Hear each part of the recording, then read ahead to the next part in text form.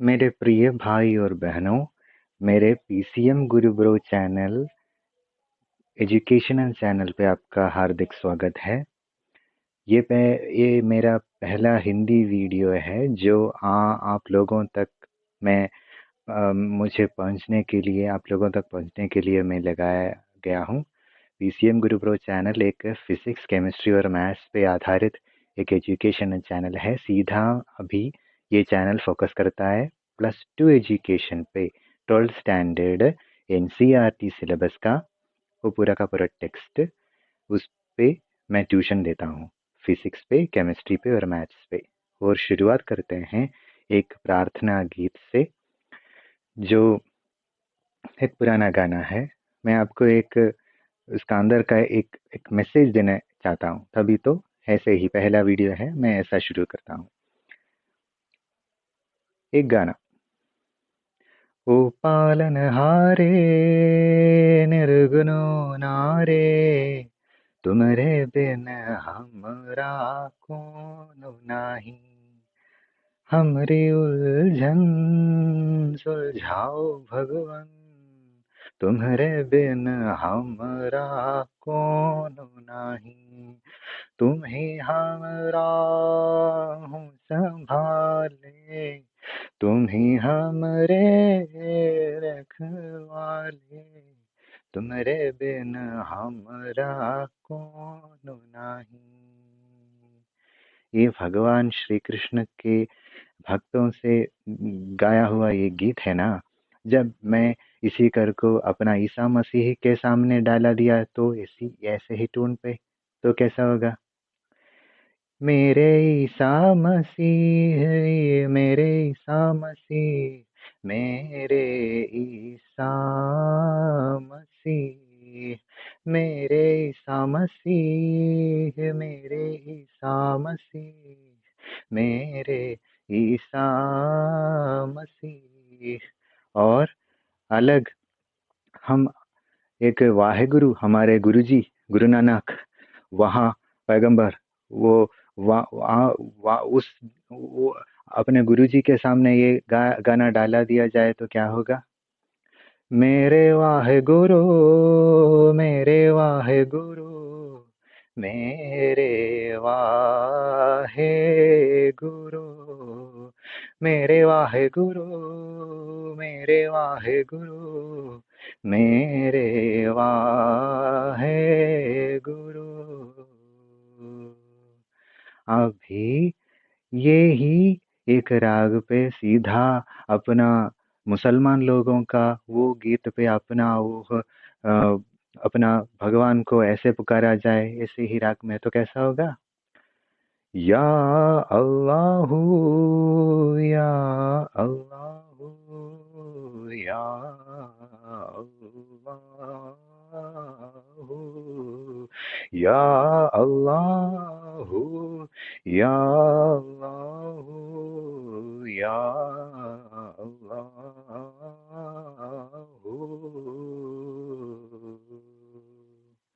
अभी आप लोगों ने क्या देखा? एक ही रागों में अलग अलग धर्मों का ये सिलसिला अभी भी जारी है। तो पूरा का पूरा एक ही राग में हम सब एक हैं। तो मेरा ये कोशिश होगा कि कोई भी मलयाली हो, हिंदी वाला हो, इंग्लिश बोलने वाला हो, सब ईश्वर की राग में जुड़ा हुआ है।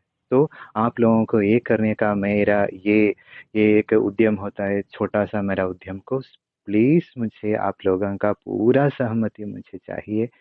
ईश्वर की कृपा से मैं जो मुझे मालूम है, जो साइंस पे मैं एक ग्रेजुएट बीटेक वाला हूँ गवर्नमेंट इंजीनियरिंग कॉलेज का, और सीधा मैं एमटेक किया है एमआईटी मणिपाल का, और मेरा इंटरनेशनल डिग्री है सेफ्टी पर, इंग्लैंड वाला एक डिग्री है। सो सीधा उन सबको छोड़ दीजिए, पर मैं एक पढ़ाना बहुत चाहता हूँ। मेरा माँ एक बड़ा टीचर है, तो वैसे ही मैं ही पैदा हुआ हूँ, तभी तो आज के बाद मेरा पीसीएम गुरु ब्रो चैनल पे एक हिंदी बोलने वाले लोगों के लिए एक स्पेशल सेक्शन होगा। जो भी मैं कंटेंट डालूंगा मेरे पीसीएम गुरु ब्रो पे, कृपया मुझे क्षमा कीजिए कि अभी तक मैंने जो वीडियोस डाले हैं सीधा मलयालम पे, मेरा कोलोकियल लैंग्वेज है वो मलयालम पे, और सीधा इंग्लिश पे ही है मेरा। तो पुराना वो इंग्लिश वीडियो कृपया आप लोग ठीक से देख के कोई भी डाउट आए ना मेरे हिंदी दोस्तों, सीधा मुझे बुला लीजिए। मेरा नंबर 7994253484 है। मैं सीधा आप लोगों का फ्री में, क्या यार, फ्री में मैं बात भी नहीं करता, सीधा मैं बता दूंगा आपको सब जो है। मैं वीडियो पे बोल रहा था या एनसीईआरटी टेक्स्ट खोल करके वो जो आप लोगों को मैं बता दूंगा। ओके, तो मेरे साथ दीजिए, अभी शुरू करें। ये क्लास है ना, मैं बताया जा रहा हूँ, ये 7वां पार्ट है। जो चीज मैं चार्जों के बारे में कहना चाहता हूँ, वो चार्ज का डाइपोल वगैरह का एक फील्ड का मामला, वो मापने का एक प्रॉब्लम है अभी, जो मैं हिंदी पे बहुत बड़ा टर्म्स होता है फील्ड वगैरह, वो सब हिंदी में कैसे बोलूँ, मुझे उतना पता नहीं, हिंदी का शुद्ध शब्द उतना पता नहीं। पर प्लीज मुझसे कोऑपरेट कीजिए कि वो साइंस का टेक्निकल टर्म्स वैसे ही मैं बोलूंगा, तो पर उसका अंदर का वो सत्ता मैं आप लोगों को बता दूंगा। ओके, तो शुरू करें। तो पहले वाला ये बोर्ड क्वेश्चन पे आया हुआ है, यानी कि सारे के सारे बड़े पढ़ाई वाले लोग होता है ना, वो डाइपोल के बारे में एक क्वेश्चन पूछता है तो सीधा पूछता है कि डाइपोल के नजदीक वाला कुछ जगह पर कैसे फील्ड को कैलकुलेट करे।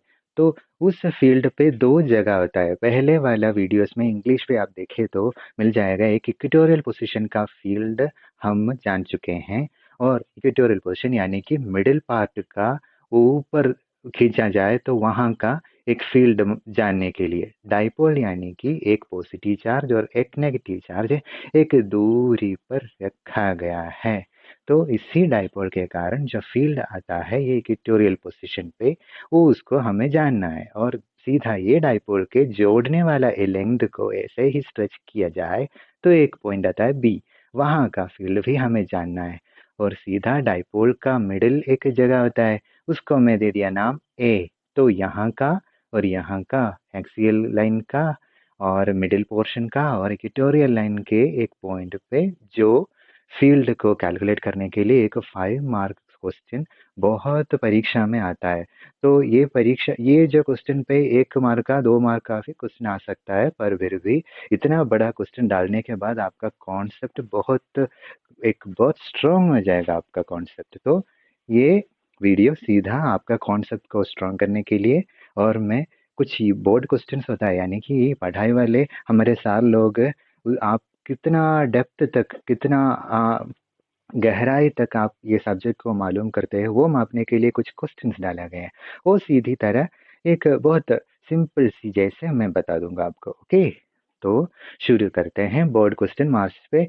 ये इसका प्रूफ है, ये मार्च 2014 के केरला यूनिवर्सिटी के, जैसे केरला के बोर्ड का क्वेश्चन है, तो बहुत बहुत आएगा आपको यूज।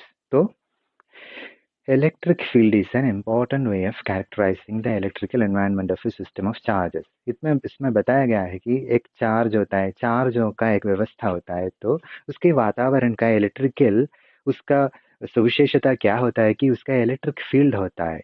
इलेक्ट्रिक फील्ड चार्जों का सबसे बड़ा सविशेषता होता है। और 2 point charges Q1 and Q2 of magnitude +10⁻⁸, यानी कि Q1 पॉजिटिव वाला चार्ज है और Q2 नेगेटिव वाला चार्ज है, यहाँ रखा गया है।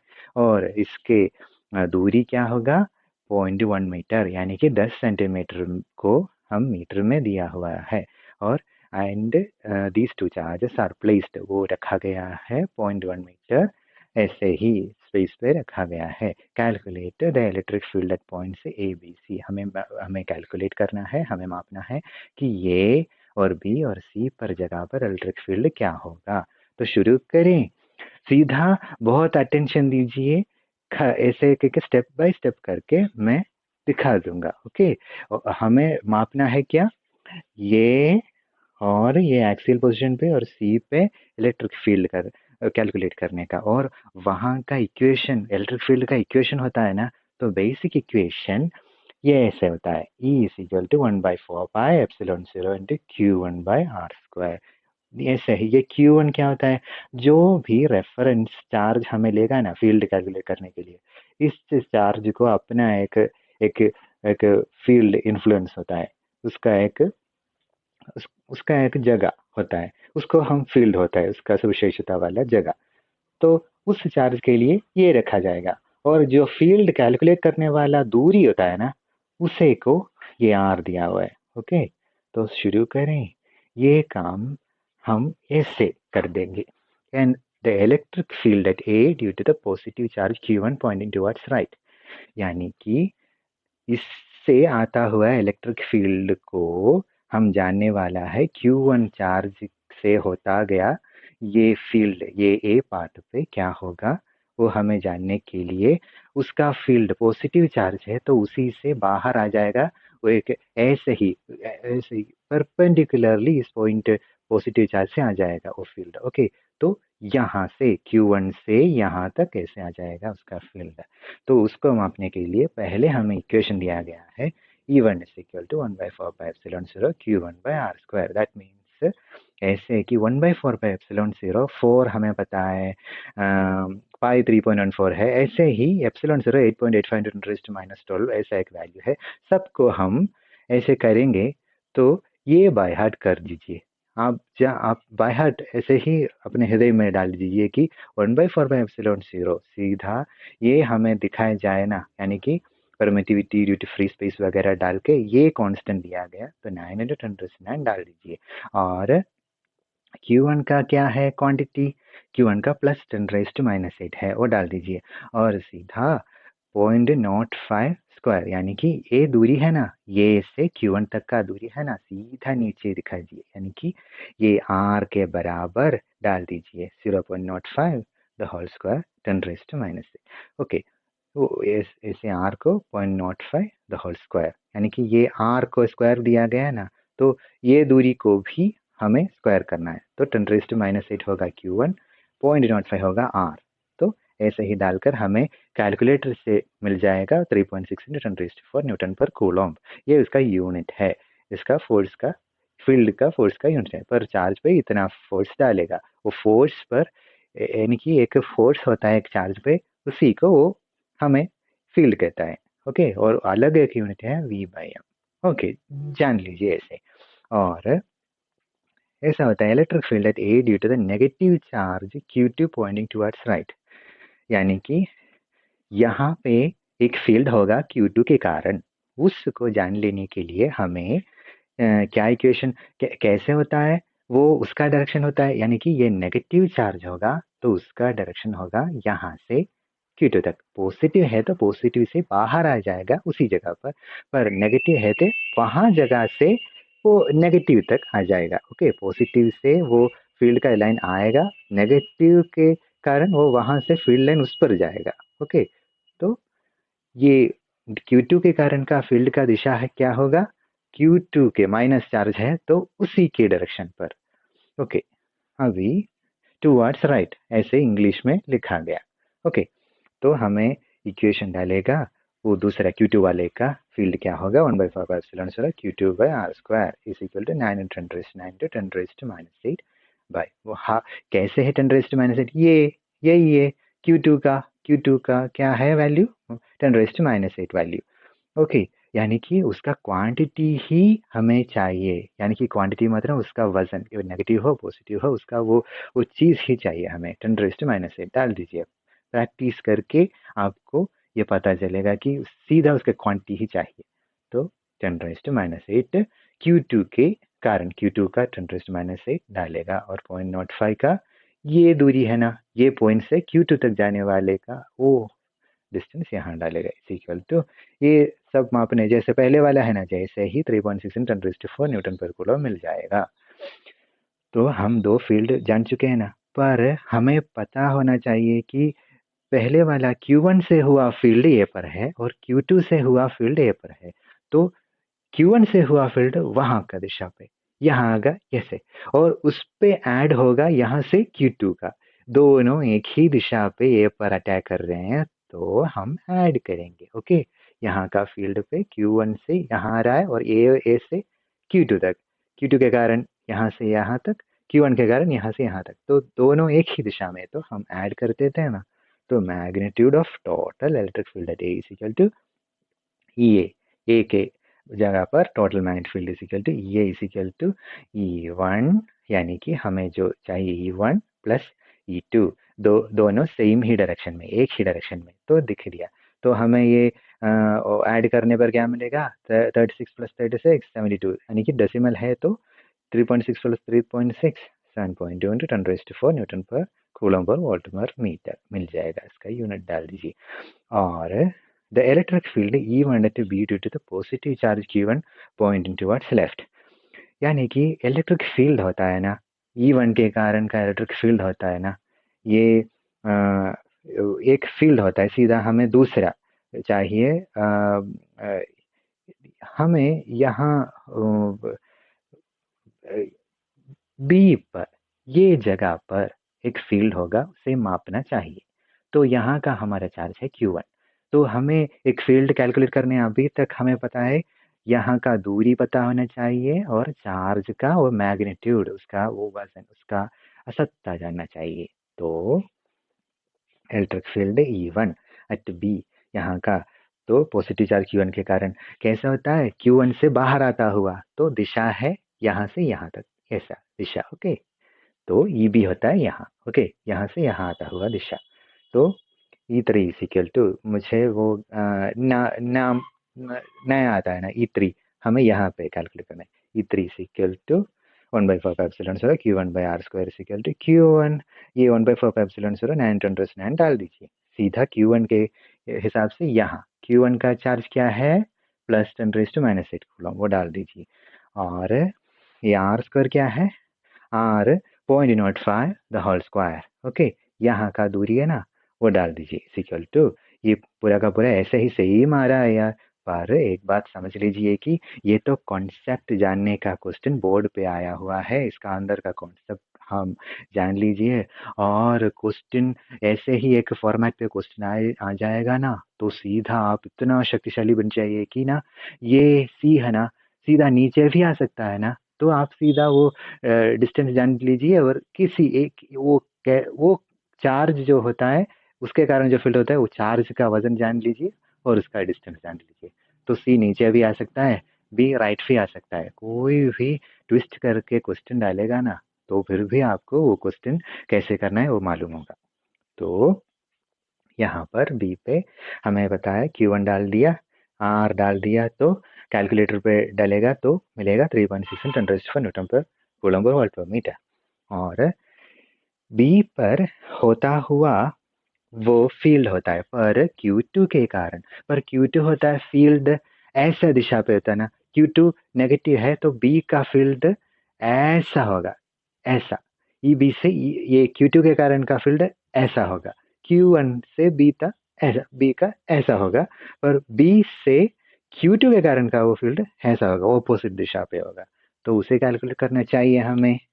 तो नीचे वाला वो इक्वेशन होता है E4 at B due to negative charge Q2 point towards right at B, Q2 के कारण राइट वाले दिशा पे।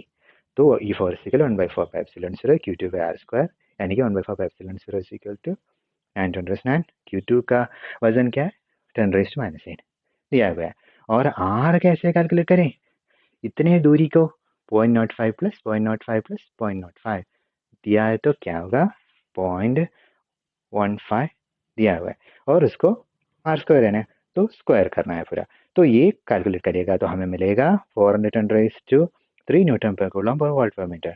और ऐसा भी कह सकता है, यानी कि डेसिमल को आप जानना चाहिए ना, 0.410⁻⁴ भी लिख सकता है। ओके, तो हमें जो कैसे यूज होगा, बाकी प्रॉब्लम्स, बाकी यहाँ भी हमें मापना है ना, तो कैसे भी यूज करें।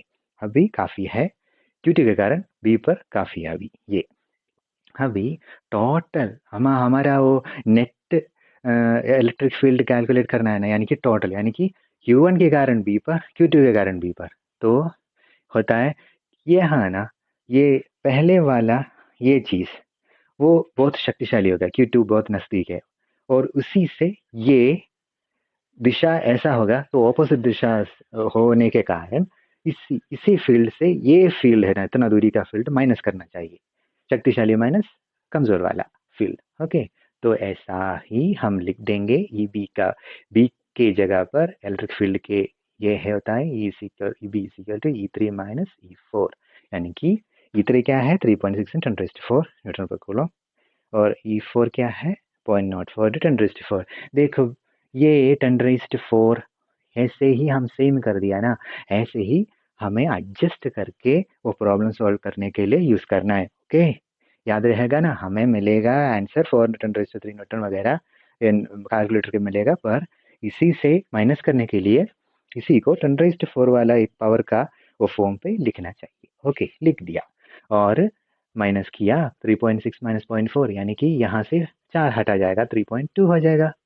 ओके, तो ये 3.6 × 10⁴ greater so directed left, that यानी कि ये है ना, ये इलेक्ट्रिक फील्ड का पोजीशन होता है ना, ये बड़ा होगा तो डायरेक्टेड होता है लेफ्ट पे Q1 के कारण, तो कौन जीता, Q1 जीता, यानी कि डायरेक्टेड लेफ्ट वाला।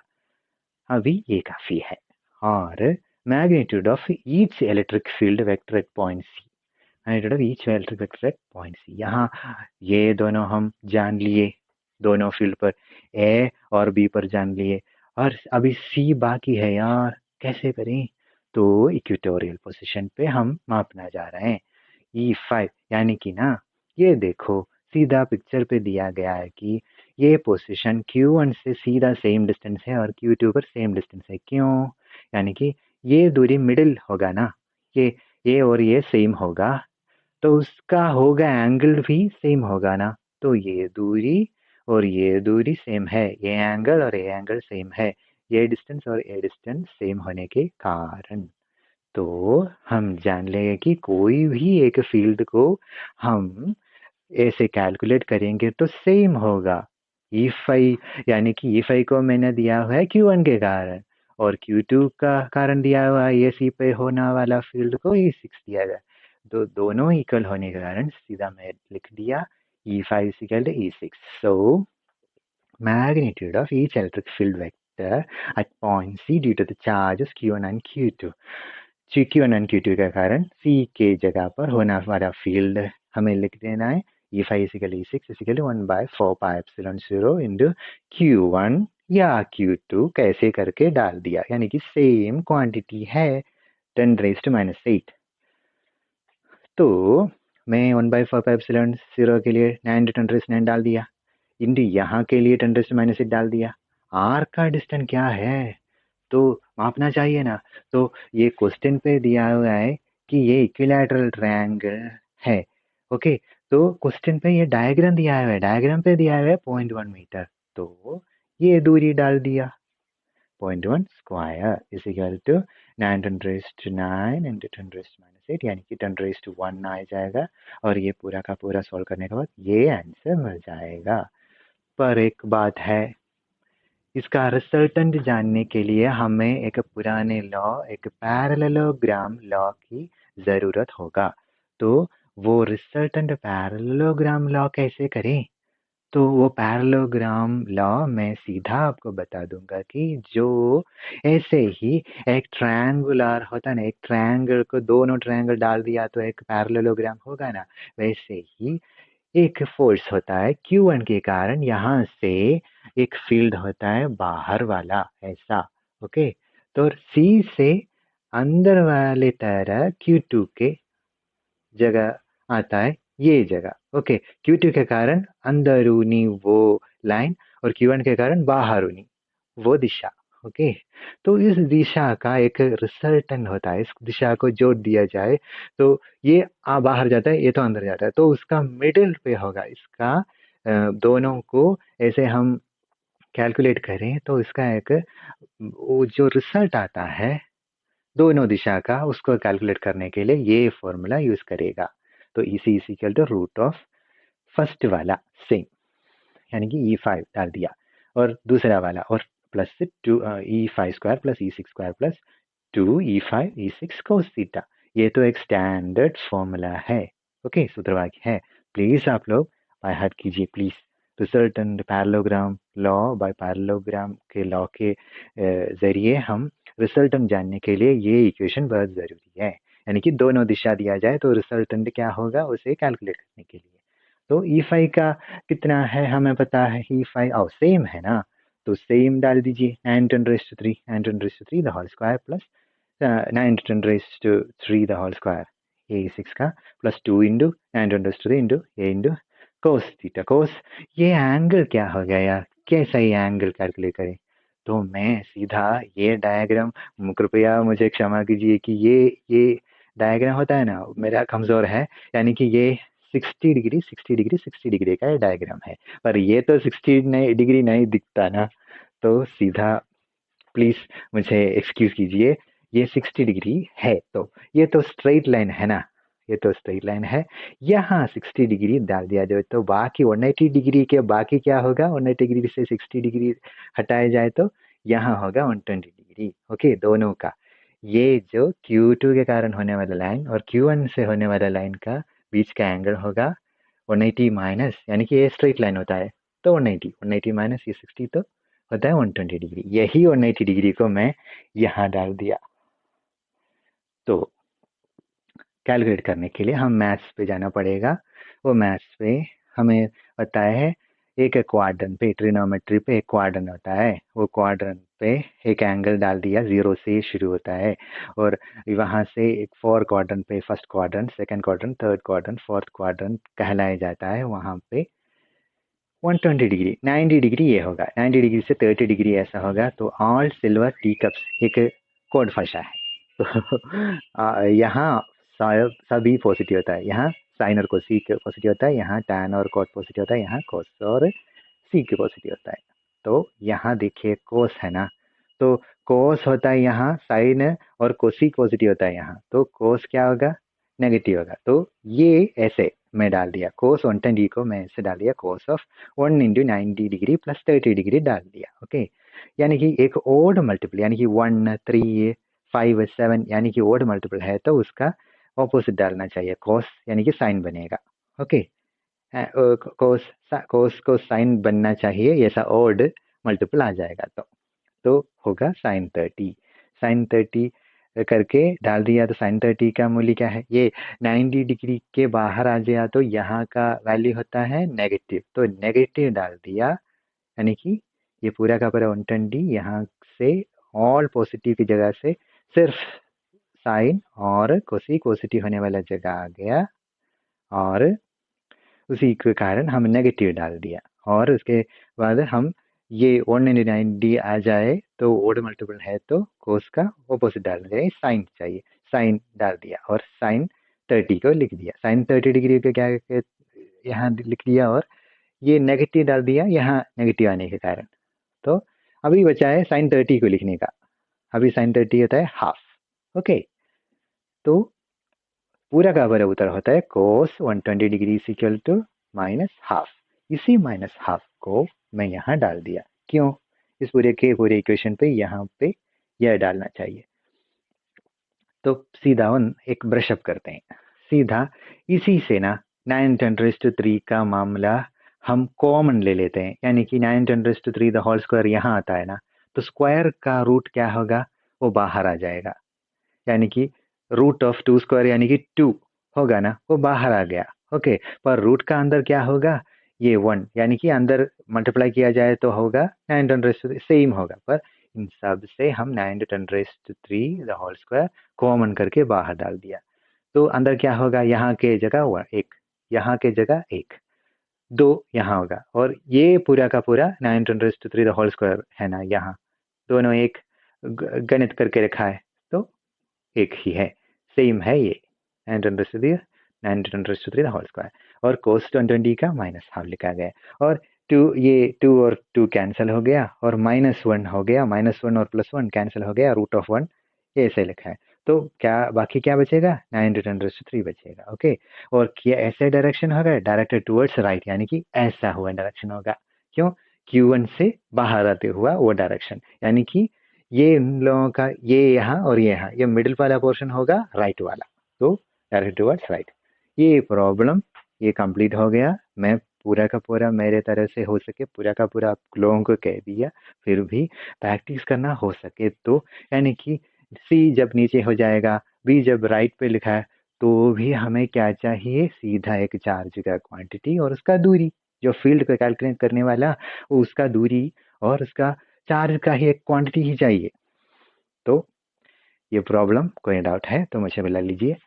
और एक कुछ पॉइंट एंट्रेंस वाला पॉइंट कहता है, पर जान लीजिए हमारा डाइपोल होता है ना, ये डाइपोल एक स्टेबल इक्विलिब्रियम पे कैसे रखा जाएगा, या ऐसे रखा जाएगा, यानी कि फील्ड यहाँ एक बड़ा पॉजिटिव चार्ज होगा, सिर्फ ये देखो सीधा ये यहाँ पॉजिटिव से आया हुआ ऐसा लाइंस नेगेटिव पे आ गया है। ओके, तो फील्ड लाइंस होता है ऐसा लेफ्ट से राइट। तो स्टेबल इक्विलिब्रियम कहता है, यानी कि वो व्यवस्था बहुत अच्छा है, अच्छा इक्विलिब्रियम, स्टेबल इक्विलिब्रियम होता है, अच्छा जगह जैसा लग गया ये लग रहा है ये डाइपोल। तो कहता है कि डाइपोल का दिशा क्या है, नेगेटिव से पॉजिटिव तक। तो ये फील्ड के सेम डायरेक्शन पे आता है ये डाइपोल।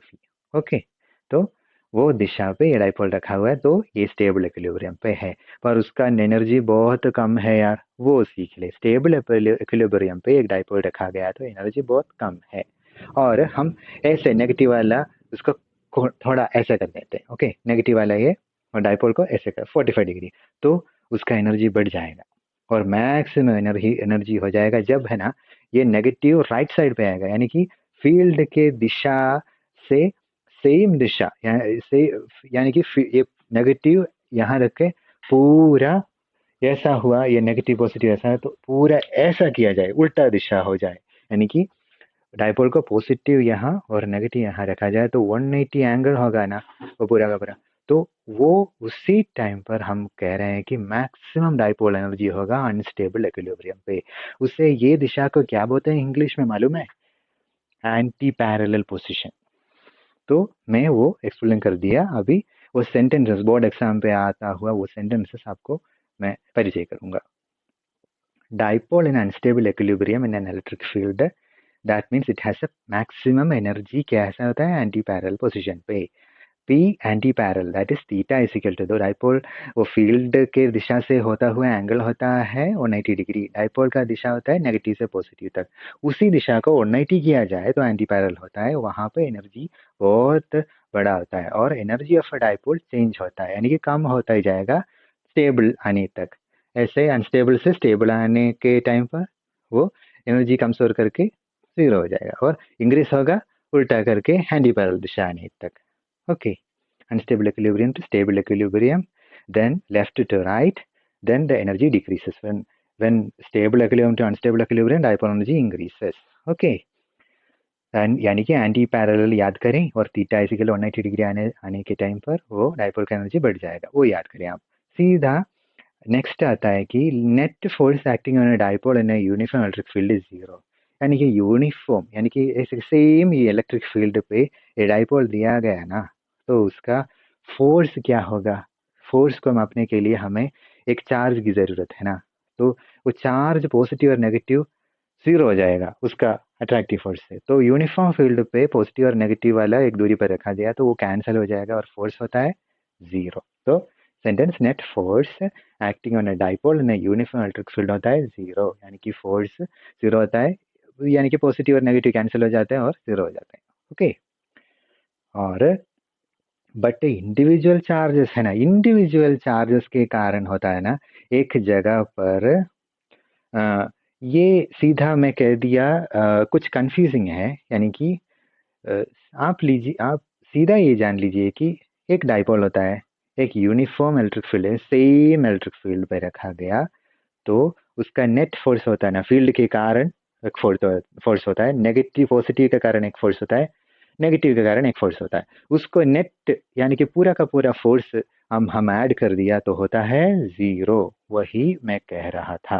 ओके, कोई डाउट हो तो प्लीज मुझे बता दीजिए कि मैं ये कैसे भी करके आपको समझा दूंगा। सीधा यूनिफॉर्म फील्ड पे डाइपोल रखा गया तो नेट फोर्स होता है zero, but individual charges take separate, और इंडिविजुअल चार्जेस नेगेटिव चार्जेस और पॉजिटिव चार्जेस हम इंडिविजुअली लेके करें तो उसको एक फोर्स होता है इंडिविजुअल चार्जेस, यानी कि पॉजिटिव चार्ज के कारण हमें यूनिफॉर्म इलेक्ट्रिक फील्ड पे रखा गया तो ये फोर्स होता है, यानी कि यूनिफॉर्म इलेक्ट्रिक फील्ड पे एक फोर्स का इन्फ्लुएंस होता है, उसी फोर्स के कारण ये इंडिविजुअल चार्जेस पे फोर्स होता है, पर डाइपोल रखा गया तो पूरा नेट फोर्स 0 हो जाएगा। इंडिविजुअल फोर्स रखा गया तो जरूर फोर्स होगा। तो इस सेंटेंस होता है, but individual charges taken separately have force when placed in uniform electric field. ये दिया गया। कृपया करके ना प्लीज ये जो नोट्स है ना मेरे से भी अच्छे करके आप पेपर पे लिख के आपका अंदर ये बाय हार्ट कर दीजिए। ओके। और ये आ गया एक अनदर बोर्ड क्वेश्चन। ये बोर्ड क्वेश्चन का एक श्रिंक ऐसे कि छोटा करके मैं आपको बता दिया, यानी कि 1 मार्क का एक चीज है, पर ऐसे करके मेरे जो हो सके मैं कह दिया। और बोर्ड क्वेश्चन है अलग, एक एक बार पूछा गया कि N electric dipole of moment P is equal to 18.7 10 raised to 6 coulometers enclosed by a closed surface। Dipole को एक मोमेंट होता है, वो दिया गया है डाइपोल मोमेंट, यानी कि एक दूरी का और एक चार्ज का मल्टीप्लिकेशन होता है डाइपोल मोमेंट। उसको दिया गया है किलोमीटर, इस एनक्लोज्ड इन ए क्लोज सरफेस। एक फुटबॉल की जगह या एक पेटी का अंदर ये डाइपोल रखा गया, तो उससे बाहर आने वाली फ्लक्स यानी कि ना फील्ड लाइंस को बाहर आते हुए, कुछ एरिया से बाहर आते हुए फील्ड लाइंस को कहता है फ्लक्स। तो डाइपोल का अंदर से एक क्लोज्ड सरफेस का अंदर से बाहर आता हुआ फ्लक्स होता है 0। वो जान लीजिए, सीधा ऐसे ही पूछा है एग्जाम पे। यानी कि N electric field dipole when kept in an enclosed by a closed surface, what is the net flux coming out? That is 0। यानी कि net charge on dipole is 0। That means उसका डाइपोल का अंदर positive और negative net charge 0 हो जाएगा। Field पे रखा गया तो भी 0 हो जाएगा। और 10 नेट फ्लक्स यानी कि उसके बाहर आने वाला क्लोज सरफेस से बाहर आने वाला फील्ड कैसा होगा? 0 हो जाएगा। ओके। तो क्वेश्चन एक बार, an electric dipole of moment P 18.0 × 10 raised to 6 coulometer is enclosed by a closed surface. What is the net flux coming out? Okay. Net charge होना डाइपोल यानी कि उसका फ्लक्स कितना होगा? नेट चार्ज होना डाइपोल 0 होगा तो नेट फ्लक्स कितना होगा? 0 होगा। बस उतना ही जान लीजिए। और बोर्ड क्वेश्चन, एक अलग बोर्ड क्वेश्चन, ये ऐसा छोटा छोटा करके मैं अलग अगले वीडियो पे ये रेक्टिफाई मैं नहीं करूंगा, यानी कि ऐसा इतना बढ़ा दूंगा। पर मैं सोच रहा था कि ये भी इसका इस क्लास से चलेगा तभी तो मैं ऐसा लिख दिया, सॉरी। फिर भी एक क्वेश्चन बाकी है, please please please attention. At what points the dipole field intensity is parallel to line joining the charges? किस पॉइंट पे ही उसका डाइपोल फील्ड इंटेंसिटी चार्ज के ज्वाइन हुआ वो लाइन से पैरेलल होगा? ओके। इस पॉइंट पे डाइपोल का फील्ड इंटेंसिटी होता है ना, डाइपोल का फील्ड का इंटेंसिटी, यानी कि फील्ड डाइपोल का इंटेंसिटी होता है नेगेटिव से पॉजिटिव। उस डाइपोल का दिशा होता है नेगेटिव से पॉजिटिव तक। उसका फील्ड डाइपोल का फील्ड इंटेंसिटी किस पोजीशन पे ये डाइपोल के ज्वाइन करने वाले लाइन से पैरेलल होगा? वो सीधा जान लीजिए, the field intensity parallel to the line joining the charges at points on axial and equatorial line. ये एक्सियल लाइन पे और ये इक्वेटोरियल लाइन पे, यानी कि ये यहाँ पे उसका डाइपोल से हुआ ये फील्ड इंटेंसिटी पैरेलल होगा ये चार्ज का ज्वाइन करने वाला लाइन से। चार्ज का ज्वाइन करने वाला लाइन से ये एक्सियल पॉइंट पर पैरेलल होगा और इक्वेटोरियल पॉइंट पर ये इससे पैरेलल होगा। तो sentence, at what points the dipole field intensity is parallel to line joining the charges. ये लाइन जॉइनिंग द चार्जेस है, चार्जेस को जोड़ने वाला लाइन से ये एक्सियल पॉइंट पे पैरेलल होगा और इक्वेटोरियल पॉइंट पे पैरेलल होगा। अभी आपको कोई डाउट है तो सीधा मुझे बता दीजिए। यानी कि मैं जो पहले एक गाने गा के सुना है ना, सॉरी, यानी कि ये जो मैं आप हिंदी लोगों से बात करने का वो है ना, आपसे आप सबसे मिलकर बहुत खुशी होगा मुझे। यानी कि जो यहाँ का हालत बहुत बिगड़ा जा रहा है इंडिया का, पर कोई भी बच्चा वो साइंस पे हो, साइंस विषय पर हो, तो उसको कोई दिक्कत नहीं चाहिए बेसिक फंडामेंटल जानने के लिए। ऐसे ही से मैं ऐसा उद्यम आप लोगों के सामने डाल रहा हूँ। सम्मति दीजिए, कॉल कीजिए, मुझे बहुत खुश होगा। मैं कुछ व्यस्त हूँ, फिर भी मैं टाइम करके आप लोगों को बुला लूँगा। ओके। और नेक्स्ट वीडियो पे देखते हैं। मेरा PCM गुरुकुल चैनल को हो सके तो सब्सक्राइब कीजिए। लाइक कीजिए, शेयर कीजिए। ओके, अगले वीडियो पर आप लोगों से मिलते हैं। मुझे ओके, बाय बाय दोस्तों, बाय।